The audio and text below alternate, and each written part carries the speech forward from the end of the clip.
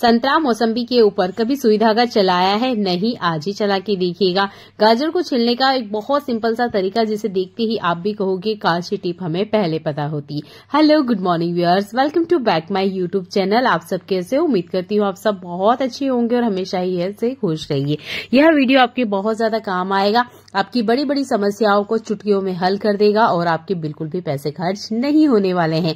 अभी के ठंड के सीजन में संतरा आपको बहुत अच्छी क्वालिटी के मिल जाएंगे, इन्हें खाना भी चाहिए।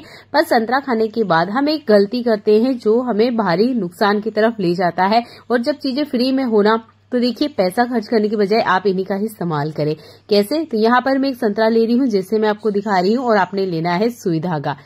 आप अगर सुई धागे का इस्तेमाल नहीं करते हैं तो सेफ्टी पिन का भी इस्तेमाल कर सकते हैं। मैं आपको सुई धागे का इस्तेमाल करके बता रही हूँ। जैसे मैं सुई का इस्तेमाल कर रही हूँ, आप सेफ्टी पिन का इस्तेमाल कीजिएगा। तो ज्यादातर हम संतरे को कुछ इस तरीके से छीलते हैं जैसे मैं आपको दिखा रही हूँ। हर नॉर्मल इंसान इसी तरीके से संतरे को छीलता है और हम संतरे को खा लेते हैं। पर छिलके का क्या करते हैं?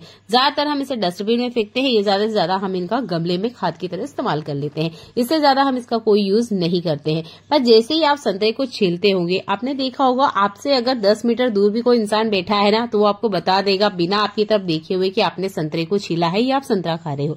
कैसे? क्योंकि इसकी फ्रेग्रेंस इतनी बढ़िया और इतनी खुशबूदार होती है कि दूर तक पता चल जाता है कि हाँ भाई यहाँ पे संतरा छीला गया है। तो देखिए इस छिलके का बिल्कुल आपने यूज करना है घर में रूम फ्रेशनर की तरह। तो देखिए ऐसे ही आप छिलका रख दोगे तो एक तो ये अच्छा नहीं दिखेगा, दूसरा ये कचरा दिखेगा। तो आपने क्या करना है, यूज करना है सुई धागे का।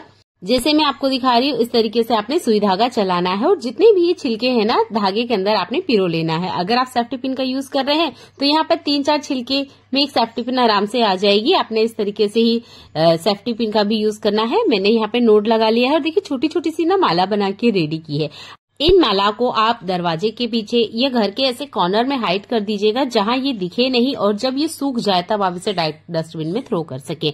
तो मैं इसे घर के हर उस कोने में हैंग करूंगी जहां से मैं चाहती हूँ कि एक अच्छी सी फ्रेग्रेंस आए और जितने भी मक्खी मच्छर है वो घर के अंदर एंट्री ना करे। तो आप इस तरीके से रूम फ्रेशनर की तरह आप संतरे के छिलके का इस्तेमाल कर सकते हैं।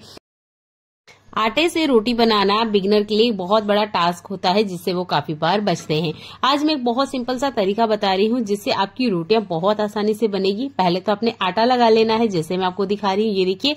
और जितना भी आपने आटा लगाया है ना, जितना आप अपने हाथ में पकड़ सकते हो, जैसे कि मैंने भी आपको दिखाया उतना बड़ा, या इस तरीके से अगर आपके पास छोटा है तो आप छोटा ले सकते हो।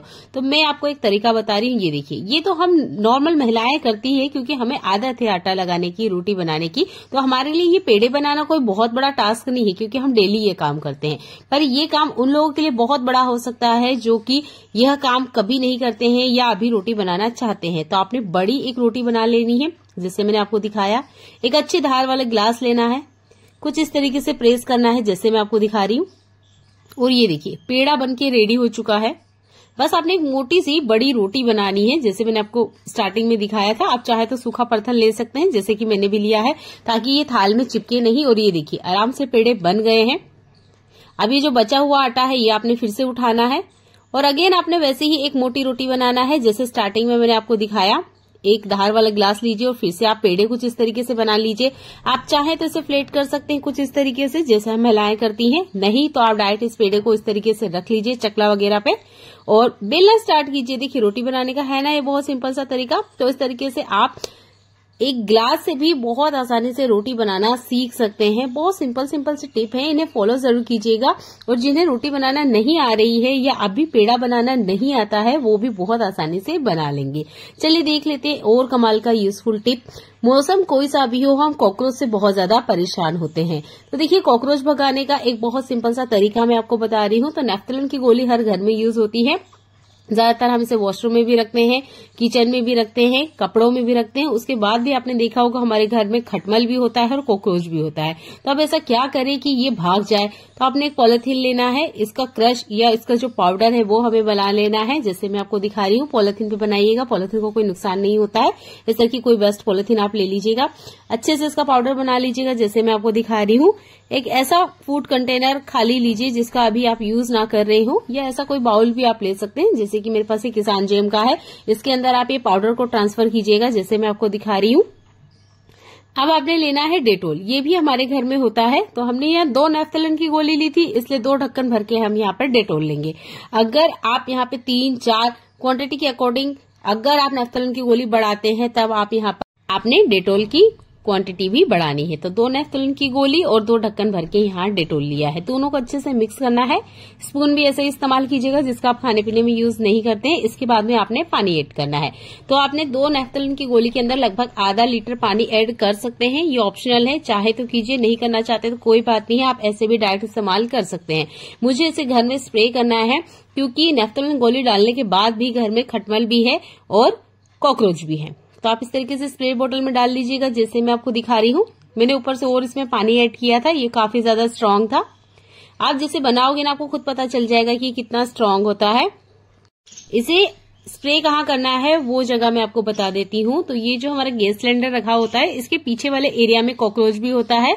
तो आप यहाँ से कॉकरोच भगाने के लिए इसे अच्छे से आप सिलेंडर के आगे पीछे वाले एरिया में स्प्रे कर सकते हैं।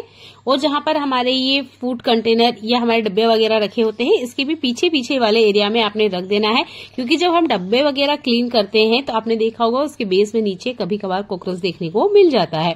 ऐसे ही हमारे जो सोफा वगैरह होता है इसमें भी खटमल आ जाते हैं। वैसे तो मेरे घर में कोई खटमल नहीं है, पर मैं नहीं चाहती कि कोई कीड़ा आए, इसलिए मैं एहतियात के रूप में इस स्प्रे को बनाती हूँ और स्प्रे करती रहती हूँ। लगभग 1 महीने में तो मैं जरूर ही करती हूँ ताकि घर में कोई भी कीड़ा, कोई भी कॉकरोच बिल्कुल भी देखने को ना मिले। आपने भी यह टिप अपनानी चाहिए। अगर घर में कॉकरोच है या आपने कहीं खटमल देखा है तब तो आपने इसे हर हफ्ते स्प्रे करते रहना चाहिए ताकि जो कीड़े वगैरह है वो आराम से हट जाए। अगर बहुत ज्यादा क्वांटिटी में है तो जैसे कि मैंने आपको बताया पानी ऐड मत कीजिएगा। उस कंटेनर को ही आप सोफे के नीचे, पलंग के नीचे या किचन में किसी कॉर्नर में छुपा के रखिएगा। उससे भी जो कॉकरोच है वो भाग जाते हैं और जो खटमल है वो नहीं दिखाई देंगे। मुझे लगता है ये टिप आपको सबसे ज्यादा पसंद आया होगा क्योंकि दोनों ही चीज हमारे घर में अवेलेबल होती है, उसके बाद भी हमें खटमल देखने को मिल जाता है। ऐसे ही कमाल का यूजफुल टिप मेरा गाजर से जुड़ा हुआ है। अभी विंटर सीजन आ ही गया तो हर घर में हलवा तो जरूर बन रहा होगा। आपके पास भी ये वाला चाकू जरूर होगा जिससे कि हम जो छिलका है वो निकालते हैं। ये देखिए मैंने भी आपको निकाल के दिखाया, इसे पिलर भी कहते हैं। ये देखिए एक ही बार मैंने घुमाया और देखिए कितना मोटा छिलका निकल के बाहर आया है। इस तरीके से अगर हम गाजर छिलते हैं तो यकीन मानिए लगभग 50 से 60 ग्राम कचरा तो इस तरीके से ही बाहर आ जाएगा छिलके के रूप में। तो देखिए मैंने दवाई के एक खाली पैकेट का इस्तेमाल किया है। बस आप कुछ इस तरीके से घुमाइएगा क्योंकि दवाई के जो खाली पैकेट होते हैं ना ये बहुत ज्यादा हार्ड होते हैं, पर जो गाजर का छिलका है वो बहुत आसानी से निकाल देते हैं। आप लौकी की छिलके के लिए तो इसका इस्तेमाल नहीं कर सकते, पर हाँ गाजर की छिलके के लिए आप इस्तेमाल कर सकते हो। गाजर का छिलका बहुत ज्यादा नरम आता है जिसको निकालने के लिए दवाई के खाली पैकेट बहुत अच्छे से काम करते हैं। आपके सामने ही मैं करके दिखा रही हूँ। पूरा एक गाजर छिल दिया मैंने और देखिए कितना कम कचरा निकला है। मैं एंड में आपको दिखाऊंगी। तो यहाँ पर लगभग मेरा गाजर छिल चुका है। बहुत पतली सी इसकी परत है इसलिए बहुत कम सा यहाँ कचरा निकला है। ये देखिए थोड़ा सा ही कचरा निकला, इतना सा। और सिर्फ एक बार मैंने यहाँ पर वो चाकू चलाया था और देखिए कितना मोटा छिलका बाहर निकल के आया है। उम्मीद करती हूँ आपको फर्क साफ नजर आ रहा होगा। अगर आप भी थोड़ी सी गाजर की बचत करना चाहते हो या आप चाहते हो कि इतना मोटा मोटा छिलका वेस्ट में ना जाए, गाजर का पूरा यूज हो, तो आप दवाई के खाली पैकेट का इस्तेमाल करें। देखने के लिए आपका बहुत सारा धन्यवाद।